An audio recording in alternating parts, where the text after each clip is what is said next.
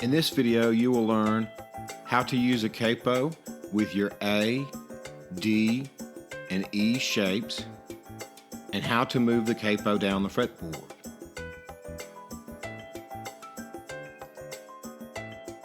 Hey, in this video we're going to learn how to take our A shape, our E shape, and our D shape and add the root note. There are two methods we're going to look at. One is the easy way and the other is the unlimited way. Both ways will accomplish the same goal, and we'll look at both ways in Module 3. So let's get started.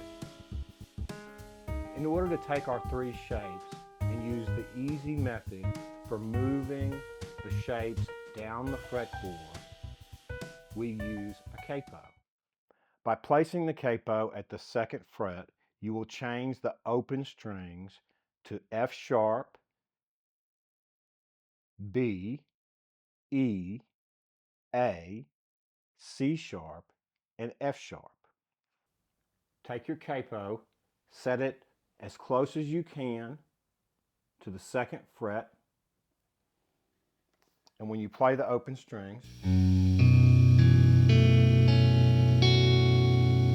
you will have a new set of notes for you to play with. If you take your E shape, use the capo as your nut, like it was when you were making your E shape. Place your fingers in the same position. You now have an F sharp major. If you make your A shape, recall that when we took our middle finger and moved from the A note down to the B note, we could make a B major chord. Now if you play down from the B note, you have a B major. If you make your D shape, now you have an E major.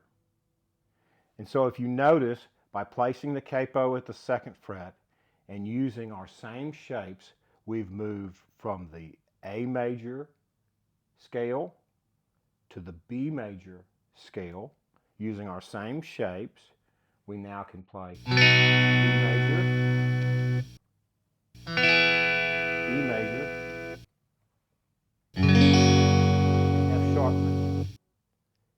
If we move the capo down to the third fret, our open strings will be G, C, F, B flat or A sharp, D, and G.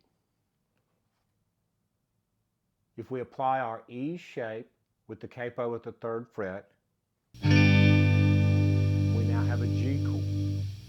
If we apply our A shape, we now have a C chord.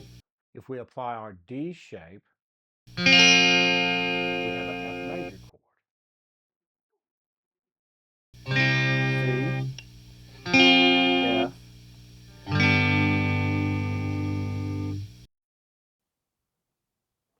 Learning to work with a capo allows you to move all the way down the fretboard and use your A, D, and E shapes to make any major key.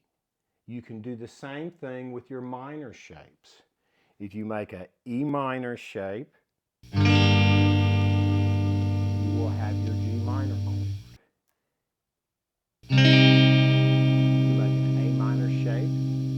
Your C minor chord. You make a D minor shape, you'll have your F minor chord. If you follow your A chord and your middle finger as you move down the fretboard on the G string like we learned in our first lesson, you will always be able to make any major or minor chord with your capo all the way down the fretboard.